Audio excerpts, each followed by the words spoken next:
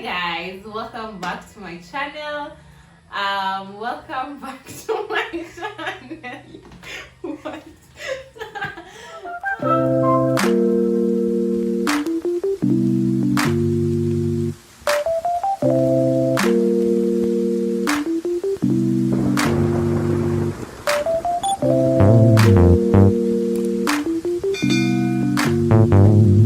Hi guys, welcome back to my channel. I am so excited for today's episode. I have another friend of mine. If you can see, I look stunning, guys. Don't I look stunning? As in, my makeup just needs to change the accent. It just needs me to change my accent. So, without further ado, I'm going to introduce my guest today. She is my friend. We went to the same university together, and she is an amazing makeup artist. Yeah, she did my face me today, and I look stunning, guys. I look stunning. I feel like I've been doing makeup all wrong my entire life. I look beautiful. Do I look beautiful? And that needs an applause. Yeah! I love that. Anyway, without further ado, I'm going to introduce my guest today. Drum rolls! So, my guest for today is Doro. She's a makeup artist, as in, guys. She's so pretty. I'm so happy and so excited to have her on the show. And I'll let her introduce herself. Hi guys, my name is Dorcas wamvua, but people call me Doro. And yeah, I'm camera shy, but I'm happy to be here. Yeah, and I am a makeup artist. Yeah, she's a makeup artist. Guys, don't we look stunning? Don't we look stunning? Oh my god! Wow! So if you need anything makeup, she's a person. So I'm gonna leave her contacts in the description bar below. So you can follow her on Instagram at __ wamvua or at makeup by wamvua. Oh yeah. You can follow her on her Instagram pages. I'm gonna leave them in the description bar below, and also her contacts, just in case you need to get your glam for your wedding, for your ratio, for your big day, anything for a photo shoot. Just holla at her. She's doing an amazing job. So I'll go right into the video, and today's video we're gonna be discussing like our expectations from uni and life after uni. So the reality after like finishing uni. So Doro finished school an year earlier than me, but we did the same course and went to the same uni. So yeah, we go straight to 8. So what did you do in uni? So I went to Daystar. I studied international relations and security studies. But wow, as life had it, we are just here doing what we love. Yeah. So what was your biggest expectation, like going through school, and like what was your expectation? Like, were you like, nikimaliza shule, I'm gonna get a good job, I'm gonna work in the embassy, Wow. I'm gonna be, I'm gonna go to the UN, those, Yeah. So just like a typical person, when you finish, you go to primary, then automatically you go to, after class 8 you go to form 1. Automatically ukimaliza form 4 unaenda university. Yani it is very automatic. So me finishing school, it was very automatic. It was nimemaliza shule, nipate kazi, nipate bwana. yeah.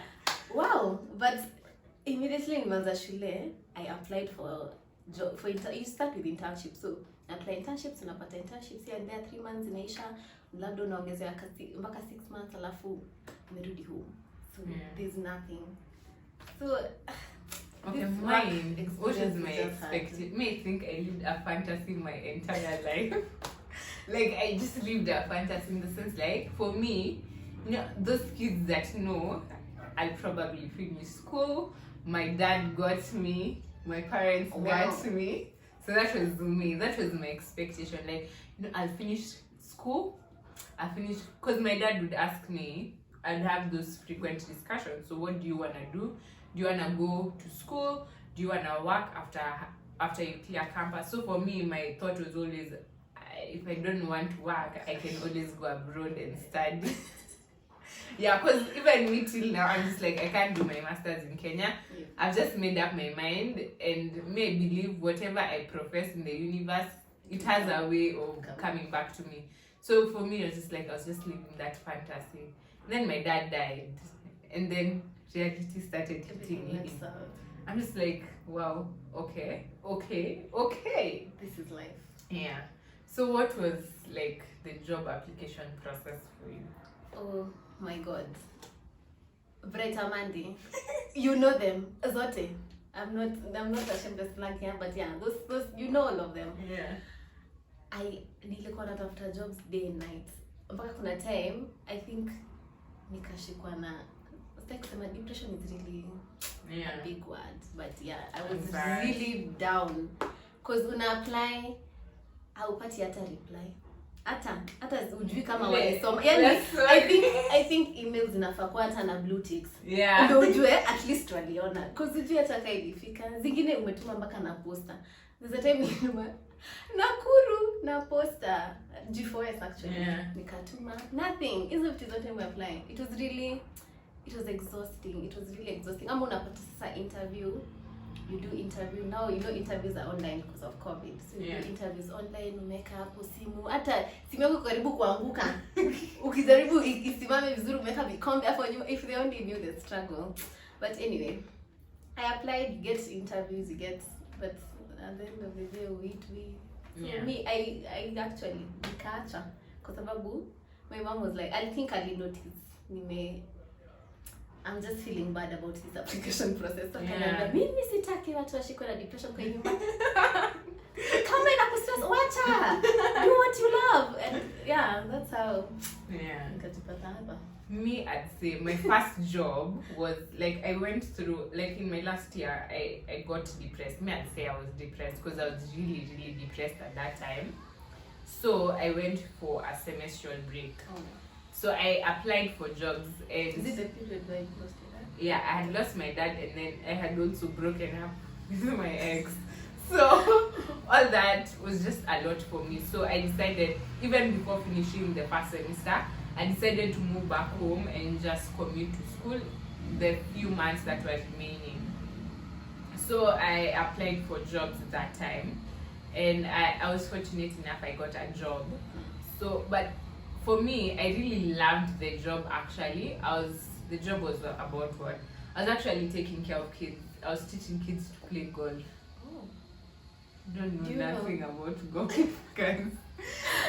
But I'd say the boss was very, like he was very good because he taught us how to play golf and all those things. Just try and engage with them. But me, I love kids, so I pretty much enjoyed the job, and I think that was a distraction because even me, I think my mom had realized what I was going through.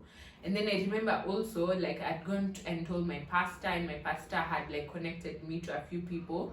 And I took my CVs there, and then they were like, Ati, you go and become a waitress first so that you connect me. I'm just like, yo, maybe commuting all the way from where I live. The place was in Paskianda School. Uko ni wapi? Come on. Communication Authority of Kenya. Eh? Yeah.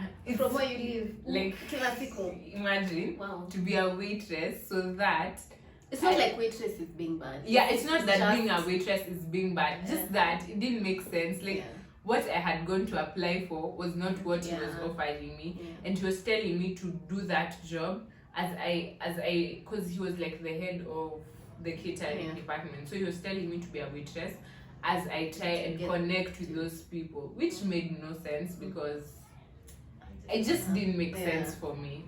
So when I got that job, it was really, I enjoyed the job, but now it started taking a toll on me because it was draining me because I was living far and I was working in Westlands. I live almost this River. Those guys who know this River, where it is, I almost live that side.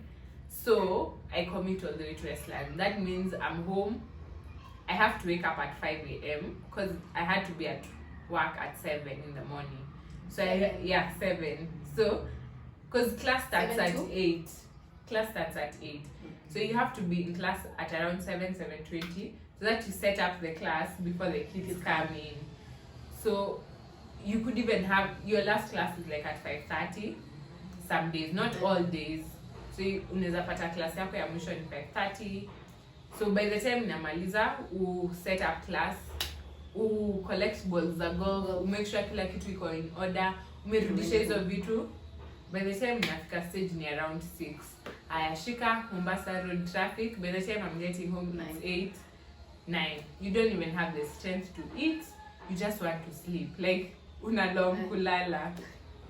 So, and then, okay, I'd say the pay was not really good, considering where I was coming from. I was receiving something, but it was not really worth it. Yeah, sikuwa na save kitu. Actually, the entire month I was working for transport, basically. I was not saving anything. So I did the job even when I was in school, because now I was trying to raise pocket money. Whatever I was getting at home was not enough. Whatever my mom was giving me, as in singe by viatu, you know, like your pesa umepewa ni ya food na ni food in between the week, yeah. So I'd work so that naweza pata pocket money extra. So by the time nilikuwa namaliza shule December, my mom had already told me to stop the job before I go back to school. But I needed the money, so I continued doing the job behind her back. But now, since I had finished school, there's no way I could sneak out at 10 and go and do that job. So I started staying home. And then now, ukika home, I think the fact that now I was not working and there's no income coming and I can't ask my mom for money. Like this, that notion, like umemaliza uni and you just can't ask your parents for money. That was me. Yeah. My dad, you finish school, then you expect to kale ka pocket money kalikuwa nakuja on 28th. My dad used to give me lump sum for the whole month. So nilikuwa najua to 28th Mr. atatuma pesa. So the first 28th, nothing. Yeah. As in we in the same house, tunapitana tu. Kwa sawa sawa. Unatoka okay. Hata hawezi kuuliza kama uko na pesa, hata hajui una survive aje. Yeah. That was as in it was a big shock. Hapo ndo nikaanza kusota. I was like, oh. Me, I lived on my savings because I had saved kidogo money, not a lot. I think by the time I was finished school, I had saved like 10 G's. So I started living on that 10 G's. And you don't have a job. So you're going out on that 10K, but there's nothing coming back. So me, ikafika point sasa nimeanza lose it. Now my mind is going crazy. I don't have anything in my pocket. So me, I just started locking myself in. So my mom and my aunt would come. Me, I'm just in my room. Because like now, you don't even feel like interacting with people somehow. I think the fact that we've been brought up in a society that when you're broke, you're devastated. Which is so wrong. Like that shouldn't be the case. So you have food, you have shelter, you have that's clothes. enough, and you are helping. Health is really your health is your wealth, by the way. So my mom told me to text my aunt, who I'm currently working for, and tell her I need a job. So I told her, and then I called my aunt and I said, "Hello, Mama, make me happy." Nikwambie nataka Mama, when I'm done, nikupigie simu. And then my aunt is like, what do you want? I'm like, is there anything I can do? So I did my first job, which was a promotion job. So I was those chicks for Mama in the supermarket. And then I said, oh my God. Guys, I was so excited the first day to do that job. I've done the same. I think it made me learn. And even appreciating those girls who stand on the aisle. Kusimamisha, imagine simama tu usikize. So I remember that evening, I think I had done something wrong, but I had not been trained. So I went and learned on the job. I hadn't been trained, and I hadn't met with my supervisor. So her calling me in the middle of the night, telling me to send a form, and she was so rude. I was just like, you know what, I'm done. I'm done. So I did the job for a month, and then I told my aunt, you know what, I don't think I want to do this. And then, also there's that pride, you're like, mimi nimefanya degree. But your kiburi ni mbaya. Exactly, it is so bad. It's really bad. Mimi nimefanya degree. And then, I'd talk with some of my friends and tell them what I'm doing. And they'd be like, yo, you're doing that. And it's so devastating that best yako anaweza kwambia and as I look down on that job. For me, if my friend even was decided to clean toilets, and support it, because you're doing something better than mseme home. So you, I think pia ndio ilikuwa inanifanya ni feel vibaya, because my friends were not feeling like me with all my degree and me having finished from Daystar University. Jina kubwa. Umeenda kufanya kazi ya promotion, you know, and it really devastated me. So I went home and I was like, I don't even have a plan B now. I don't know what I'm gonna do. Then I think my aunt was so gracious, and as in me, I appreciate her so much, because she saw value in me when even nobody else like saw that value. Because she was like, what else can you know? What can you do? What did your degree teach you? Like, ulienda shule ukasoma nini? Where can you work? Where are the avenues you can work? You know. And it was like, I can run your social media accounts. Social media accounts zenye nilikuwa na run za Daystar, set of ads, zenye naandika kuna events. So I had to learn on the job. And like me, my lessons now are like, appreciate the very little things in life. Like my greatest lesson now is may appreciate every level. Hakuna place nitaenda nidharau huyo demu wa aisle. As in amesimama hapo kwa aisle aniambie, I may not buy the product, but I'll listen. For sure I will listen, because I've been there and I understand. And like now, even like nimemaliza shule, I'm just more like, what next? You know, also now there's also the aspect, the reality is university has not prepared us for the world out here. Nothing. So you, what are some of your like your lessons now that umetoka, you in the real world, what is happening? Like, how are you feeling about it? What are some of the things that you say, you know, I wish ningelani nikiwa shule? I think the urge to learn things. Hata kama hujui, unaweza ambiwa, Duro, can you do, let's say, social media managing? Alafu useme, sijasomea hiyo, so mi sitaki hiyo kazi. But I just feel like, fanya tu, learn on the job. I think most people here wafanyi kazi wamesomea. Watu wengi sana wafanyi kazi wamesomea. So I think hiyo urge ya kutaka tu kulearn new things, plus pia saving. In uni I used to splurge. Unatumia tu pesa kwa sababu unajua 28 Mr. my old man will send me money. So also saving in na kujipia tu responsibilities at home. Unanunua kamkate hapa hivyo. I think even me, saving has come in so handy. Now, hata msanipe 5 bob, 2 bob nitasave. Because I'm just like, kesho kunaweza haribika. Like, tomorrow is not promised. Bad. And I think even for me, I say now, especially when your parents, to people who are in uni now, save a lot. Because your parents are giving it to you, as in hawatakosa kukupea juu shule. Those who are given, because there are people who actually pay uni for themselves. But kama mzazi wako ako ile point anakupea do, save. You don't know how it will come in handy. And then I really love what you said about learning. I think now that I hear a lot about what my bosses say, and they're like, you know, the generation that we are living in, people actually don't want to take responsibility. Like young people, unapata mse havumili job. Any job imenichosha, imenibo. Mimi nimecommute hapa kila siku na nalipa 20k. Niyo job hapana. Nimeacha. Na hauna plan B. You don't have a plan B. Like umetoka, like my aunt was telling me that wow, ulikuwa unatukanwa, unafanywa all those things, but unavumilia because you don't know where else you're going. And then also I think even our parents have played a big role to the kind of kids we are raising these days. Like our parents even support the fact that we car to home, you know, like our parents wali when no tafute kazi, you know, there's nothing up at home, tafuta kazi. But our parents these days have kind of created the environment where it's comfortable for us to just sit home and do nothing. Absolutely nothing. And your parents still give you money for doing nothing. Like some. Some. Yeah, not all parents, but Some parents are actually, you know, just sitting home, you do nothing, and they spend the money for you, which is like we're raising at.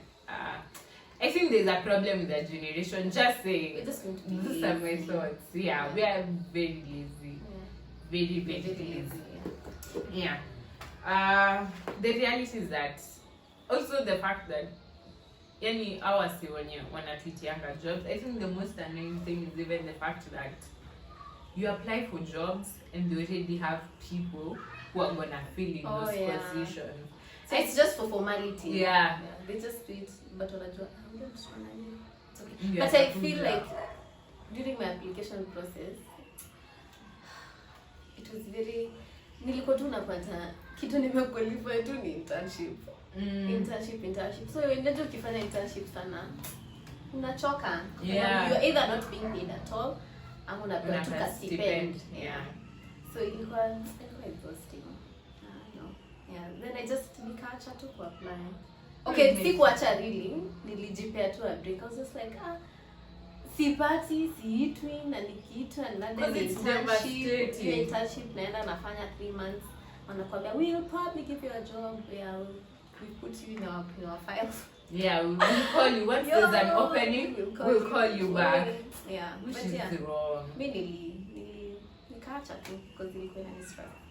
And I think learning, just be open to learning, because I think that ni ukwe tuna experience. Yeah. Kwa tuna your experience. Just don't be those, you know, some of us are very rigid in the sense that I don't like this job. I don't want to do anything concerning this job. I just don't want to do this job, you know. But if you are your place, you're open for growth. You're open for new challenges, because at the end of the day, you may grow. That's the most important thing. I've been given something that I thought I could never do, and I've done it, which is growth in itself. So tell us a little bit more of how did you get to now know, as in me, I'm doing makeup. Like, nishida to do for so. I think it was a really interesting process. Yeah.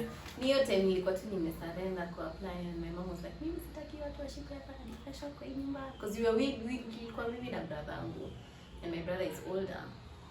So there's a time I was talking to a friend of mine called Kavata. Shout out to you, girl. I was talking to her. Na tulikuwa tumeongea like for years. Yeah. Akaniambia, "Hey, Doro, baby, unatakanga kufanya nini?" Nimeacha ku apply. Mungu tu provide kwa sababu nimefika mwisho. So akaniambia, baby, si nilikuwa naona ukifanya makeup on yourself sometimes ukiwa church, because ni mse wa church. Akaniambia, yeah, but I think you can do that. Akaniambia, I think you can do that. Nikaniambia, I think I can do that. Yeah. So nikaanza tu na bishti yangu hapa home, nikaanza tu kumpaka, practice eyebrows, practice nini. So even though nikaanza makeup, so my first client was my cousin. Tulikuwa tumeenda family gathering, then she was like, I'm doing my koito, my ratio in December. So yeah, nikasikia hivyo, tulikuwa tunajiintroduce, so mimi nikasema, hi, my name is Dorcas and I'm a makeup artist. And that's how I got him to ajue niko hapa. Na sasa hiyo sina hata foundation, niko na brushes sijui tatu. Yeah. So I went and bought everything. So all the money that she paid me, iliisha hata ikunisaidia kwa sababu nilikuwa nimenunua foundation, nilikuwa nimenunua vitu. Yeah, that's how I started. Hivyo tu. I mean, just something that you used to do for fun. I used to do for fun. And that's like interesting, because like our talents, I think even the Bible says that your giftings is what is gonna make you sit before great kings and great people. Yeah. But it doesn't mean like you have to sit before great kings, but it has to be that, it can be that thing that actually puts food on your table. Yeah. And that's really amazing. And I mean, me, I don't know. I think I haven't still figured out what my talent or my gifting is, but I usually say whatever it is, like, God, make me know that purpose and let me know that gifting, so that at the end of the day, because I think one thing I was taught by my mentor, she was saying that that your talent and gifting is the only thing that will give you value, even when everything else. Because like job unaweza lose your desire kufanya hiyo job tena, but your gifting, you know, your gifting will always spearhead you, like hata kama pretend for long, you know, you can't pretend to do your gifting, you can't pretend to do your gift. It comes naturally, and I'm like, I'm so proud of you, like even just taking the step of faith, you know, mbaya hii nakimbia nayo. What are some of the challenges? Hata si challenges kwanza. So mimi nimeanza kufanya makeup, najibamba, na again refer to her friends, so yeah, I did a few clients here and there, and I really enjoyed the process. Hey, but I think nilijua napenda makeup. Time nilikuwa nakaa tu saa 6 usiku. Nimekaa tu chini najiambia, wacha niliona mtu akitumia technique fulani, wacha nijaribu saa 6 usiku. Ndio hiyo mimi nangana hapo na brushes. That's when I knew maybe I really like makeup. I really do like makeup. Juu hata nilikuwa naona palettes mpya na okay, sasa tu ninunue. Sasa hata sina pesa. Hapo ndo nikajua yenyewe nimejitolea. Yeah, you given yourself to do this thing. Challenge ni kutolipwa, mtu anakubook and then they just not pay. That's why I brought deposits, so that ulipe at least half. Because nilikuwa naambia napata hata ni mzee, labda hata ni best yako anakwambia I don't have to me ado. Yes, sorry. Hata umskip tena. Oh my God. But I've really had hiyo ndo my most challenging part of makeup, and yeah, you took struggle capital was really hard for me as well, but my parents have really supported me, like wameni support sana. Yeah, they were like, is this what you like? And I think even parents, I think having supportive parents goes a long way. That mama anakwambia, you've decided to do makeup, baby girl, run with it, you know. And that's amazing, because I know so many parents, in the sense that my friend was sharing with us. If you haven't watched last week's video, you should. She was saying that she hid from her parents that she was doing music for the longest time. That as in pesa yake ya lunch ndio alikuwa ana save ndio aende studio. And she was saying it was until she won her first award is when her parents knew that she's actually doing music. What? You can imagine. So umtoi ajai kula lunch for almost a year. Akaenda shule ana save do and akaenda. Because she was saying, imagine being raised up in a family and your parents are like, nimelipa school fees, nimekupeleka shule, wende ukapake watu uso. Like, you know, like they don't get it. Like jobs are sijui, daktari, lawyers, but you know, actually it's these jobs, as in the jobs that people seem not to feel like they're jobs, is what is paying people's days. Is what is putting food on the table. All those people have money. Yeah. Money trash. Literally trash. But hey, na watu wanauzanga sijui mandizi kwa barabara. These guys are any people who are selling food. Mayai na smoking. Those people have money. Don't get what you as in come to it upon a passion, support it. And me, I've promised myself, if my child wants to play football, boy, play football. You know, if my girl wants to sing, baby girl, sing until your voice is finished. Because at the end of the day, it's what will keep them for years and years and years. Because that's their value. Now influencers are getting money just by sitting down and telling you, buy this phone. You know, like that's a job that looks so cliche, but they've just done what they love and they've put their whole heart into it. So, as in, how do you source out for business? Online, the social media. Yeah, you just put yourself out there. For a long time, I was not even telling people I'm a makeup artist.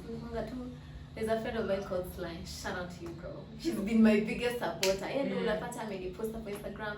Hey, and I didn't upakwe makeup by wamvua soft-glam. So she's my biggest supporter. Mpaka nikasema wacha tu niachange kutosema.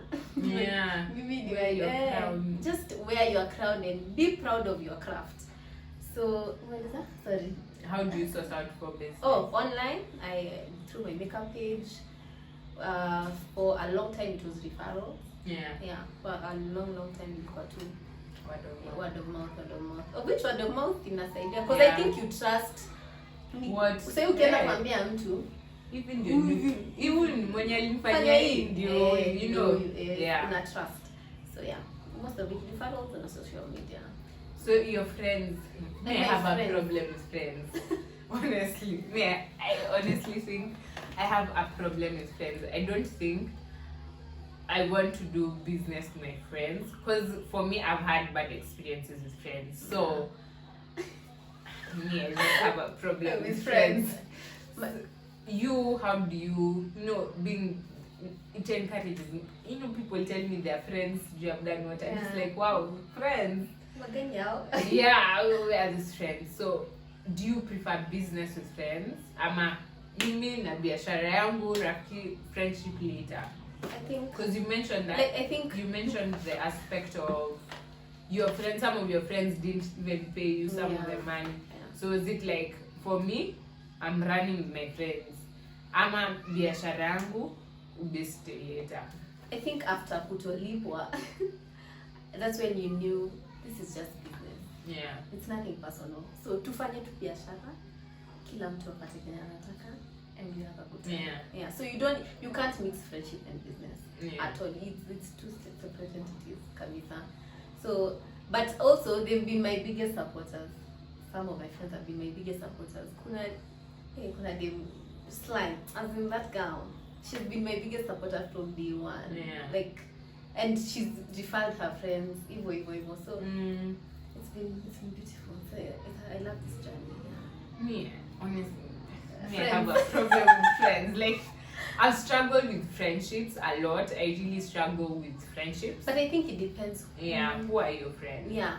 I think after pia uni I learned kuna watu wengine mlikuwa tu nayo because of the mlikuwa tu mna engage in certain areas. Now that kila mtu ameenda njia zake. It's nothing personal. Yeah, it's nothing personal. Si eti ni watu wabaya.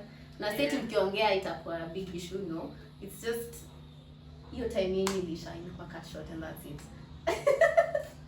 Honestly, I even think like I'm so skeptical about like even starting business. Like With I'm a just friend. like not even with a friend. The thought of my friends may not be the ones who are even supporting. I think don't enter a business when you're thinking ule bishtangu ndo atanisaidia. Yeah.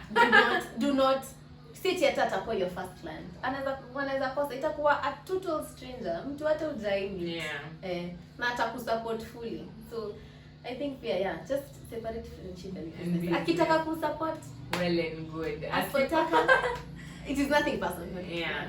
I think that's my biggest fear. I just fear the fact that even like me starting this platform, I slowly realized that it's not my friends who actually most of even my subscribers. Yeah. Just total strangers because you tell your friend, oh, go watch my videos, tell on it. I got you. As in, even now, the thing is that I always send, like I have a broadcast and I'll send the video. And like you can even block because just that's the only thing I send them. Yeah. And it used to get to me actually. But I'm like, at the end of the day, nikiomoka watasema nilikuwa nawatumia hizo video. As in nikiomoka mtasema. I think it's because pia wewe unaweka expectation. Yeah. Huyu ameniangusha. Huyu ilimtumia lazima subscribe. Watu waliniangusha. Yeah, ndio nasema usi expect sana returns from them. It's usually most of the time strangers. Which is good. I've also made friends with the business. Yeah. Which is good.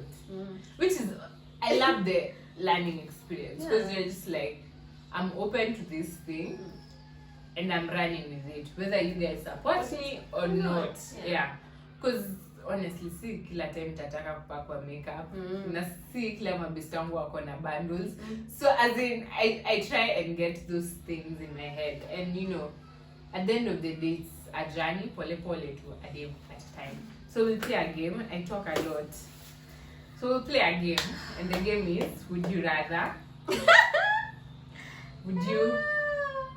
Would you rather? So, I have 5 questions here, and I'm going to ask her. So, would you rather give up social media or eat the same dinner for the rest of your life?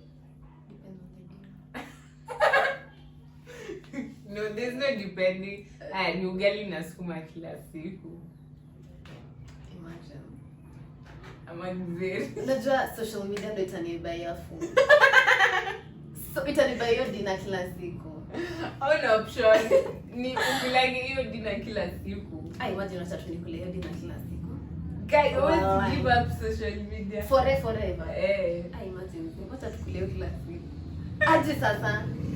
Najua kukula ndio unaweza kosa kula. So ni sawa. Tutakunywa tu maji. Aje. Imagine. I've taken a break on social media. Actually, I think a month ago.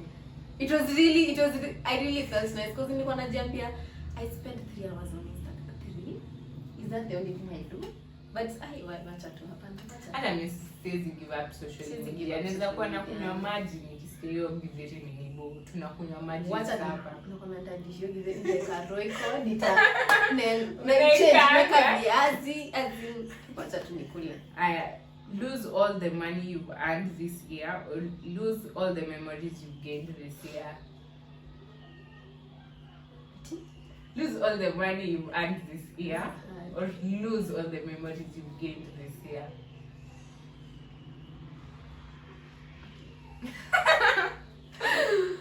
Ninapenda pesa.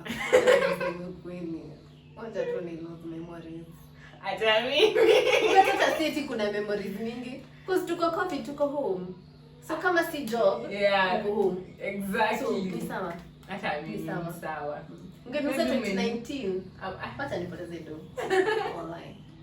2019. I just went in on Sunday. I think my ears have just been like Imekuwa tu ikienda. I'm just like we're just sailing. Have no taste or be colorblind. Be colorblind. Hey. Imagine hauna taste ya kitu. Huwezi kula tu kitu. Lakini kosa taste ni mbaya. Know the cause of your death or the date of your death. So it's tricky. The cause of your death or the date of your death.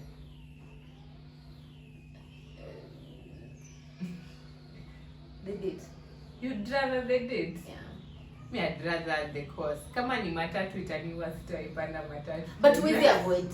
Like hata upande nini utadedi. Kama uko barabara na kutoka kwa barabara. So with the cause, the date still must. At least nita live na intention. Najua 25th, God forbid. Najua 25th ni ile day. So uta live na intention. Utakuwa unafanya vitu na roho yako yote. Because kama ni fish bone, sitawahi kula fish. So, I don't know the date. Aya, the last one. Kujua. Flip a coin for a chance to win $20 or immediately win $10. Spend it gambling. Acha tu win $10. Yeah, Spend it gambling. Kwa sababu kuna siku ile waka. Sport pesa na kwambia loto. umecheza pesa. Nimecheza sport pesa. Wallahi, mimi nilikuwa na ma jackpots. Mimi nimecheza zote na ex wangu na zote zika fail kama your relationship. Oh my god. Mimi nimecheza sport pesa. Sijaipata, but so gambling is not for me. Even me gambling is not for me. Yeah. So maybe kuna msee anauliza mimi napenda kufanya makeup na sijui nianze wapi na nataka hii kwa source yangu ya livelihood. What's your word? Really hard. What would you tell them? I think first. Anataka makeup. Yeah, napenda makeup. Lakini hajui venye ata breakthrough kwa hiyo industry. Also kuna ile thought ya kuna wase wengi wanafanya hii kitu. But mimi nataka kuwa makeup artist, so how do I break into that? I think answer to with what you can. Kama uko na foundation mbili, start with what yani just make the intention of starting. Because ukishinda kusema tunakuanga wengi, sasa sitaipata client. Fanya best yako hapo kwa nyumba. Piga picha. Mtu afikirie ni client hiyo ni best yako. Unaandika kwa book by Becca by Wamvua. Na labda unafanya tu best yako for free. Yeah. So I think just start. Start and do not overthink it. Just have fun. Yeah. Also expose yourself. Check social media. Unaona venye unakanga broadcast. Tuma. Tumia kila mtu. There's always one or two people that will reply, of course. Yeah. So true. Social media. Hata ukienda ambianga tu watu mimi bedhe napakanga tu makeup. Mi bedhe niko na YouTube. You know that's what me tell. That's how I started. Yeah, that's how I started. Nilienda tu nikasema I'm a makeup artist. Na hujawahi fanyia mtoto una brush hata una anything. Just sema tu, you don't know. There's someone else. That could be your breakthrough. Just by your word of mouth. Put yourself out there. Put yourself out there. Alafu hiyo thought ya kufikiria mko wengi, kuna mikate ngapi supermarket? Lakini unanunua super loaf. Unanunua super loaf kila siku. Kuna mwingine anataka festive, kuna mwingine anataka ya super yenyewe, you know. So tuko wengi sisi wote. But create your niche. Run na kitu yako. Like just run. Create something unique about yourself. So what would you tell your younger self? Like you going back to uni, what would you tell yourself? Assuming umerudi shule leo, what would you tell your younger self? It will always get easier with time. Do not usijali. Overthink. Itakuwa tu sawa. May I tell myself, relax. In life ina pressure. Usiharakishe hata. Don't be in a hurry to finish school. Do not. Take your time. Do not. Enjoy ukiwa kampo. If you opt not to date, if you cannot date, kizungu imekata. If you can avoid dating, don't date. Enjoy the process. Like enjoy ukiwa uni. Discover yourself. Know who you are. Do everything you want to do. Sijasema wenye mna date mkiwa kampo mwachane na boyfriends wenu. No, but if you can avoid it, just take time to discover yourself, know what you want. Find like your purpose. Try and find your purpose early enough. Na save. Savings. Save. Your pocket money unatumiwa. Ndio kwa shule unapewa pocket money mingi. Hata unaweza sema kesho. Leo wamekutumia uambie kesho simu na watapotea na watatutuma. So hiyo pesa usitumie vibaya. Because most of the time we use tunapiga sherehe. Unamaliza pesa. Hata hujui kesho utafanya nini, but ukipigia dada atakutumia. Sasa hiyo ukimaliza ama hata unasema sijui tumeambiwa tulipe school fees ya kwenda trip, tunaenda trip ya sijui wapi na hata mwendi huko mko tu shule and your parents are faithful enough to send that money, just as in save that money. Huku nje inaweza kuwa it can end up being so bad or unaweza toka there is no job, but unaweza anza kabiashara kadogo na buy jeans. By there is no job. Okay, there are jobs. Hatutasema hakuna jobs. But the process of getting a job is very draining. But I feel like I think pia our parents walienda to the process. I know. I think for them it was a bit easier because nimemaliza university. For them it was those times when kama umemaliza. But I think walikuwa na period you really don't know what you want. Of course, not knowing what you want is okay. Even me now, I don't know what I want to be. Because pia I think tunaharakisha kujua kenye tunataka kufanya. Plus there's so much social media. Sasa kuna pressure mob. Sijui best yako anaendesha to the pressure. Exactly. So mimi nilikuwa naongea na best yangu ananiambia nimepata job hapa. Mwingine nilipata job last week. Hata niko internship. Internship imeisha na wamenipea job. I'm like, imagine. Huku ni wapi mna work? Kwa sababu mimi sioni. And then also the worst thing is that now with everyone on social media, kila mtu anataka kulive maisha iko huku juu. You know, best yako anapost sijui juzi ameenda lunch wapi, sijui ameendesha gari gani. My friend, it's all a lie. Take it easy. Take it easy on yourself because at the end of the day, mimi naendesha gari ya mama yangu. Wewe unaona unakufa na pressure. Mimi naendesha gari ya mama yangu, you know. Best yako amebuy nguo mpya every single week. You don't know where they're getting the money from. Labda anaiba, sijasema mnaibanga. Labda akona sponyo, anamsponsor. You never know. You don't know, like you don't know their story. Maybe they have a job. You Yeah. don't know their story. Na Just kila leave. mtu ako na time yake. Everyone has their own time. Relax. Ishi tu maisha yako. Like, have fun with it. Usi Yeah. overthink. Usi Social panic. media is a lie. We are all putting our best life Yeah. there. Mr. Kwekea nikilia hapa. Mr. Boyekea nikikaa sijui aje. Yeah. I need to be popping. And be beautiful. Beautiful Yeah. broke. Yeah. Yeah, so guys, I've really enjoyed this episode. I hope you've learned a thing or two. Wasi wako uni, you've learned a thing. When you expect kutoka uni, tumekupea a bit of what is out there. Yeah. So you know what to expect. And find your talent. I think finding your talent is the most important thing. Like find what you... Doesn't have to be talent. Even Yeah. Kitu yote tu unapenda. Yeah, Just find something you're passionate about. Fanya. And run with it. Run with it. Like, don't let anyone dim your light. Kama unauza makaa, uza gratefully. Fanya. Kama unauza viatu hapo in the Ufanye na roho street, moja. fanya with all your heart. Mse anaona, kuna mtu anaona na Ata appreciate. Till next time guys, I'll see you next week, same time, same place. And don't forget that you're enough, you're loved, and you've got this. Till next time guys. Bye. Na kama uja subscribe, please hit the subscribe button. Please let's grow the family. Yeah. I'm trying to reach 500 Tufike subscribers. 500. Just 500. 500. Yeah, please 500. And then I'll see you guys next week, same time, same place. I have something amazing for you guys. Bye.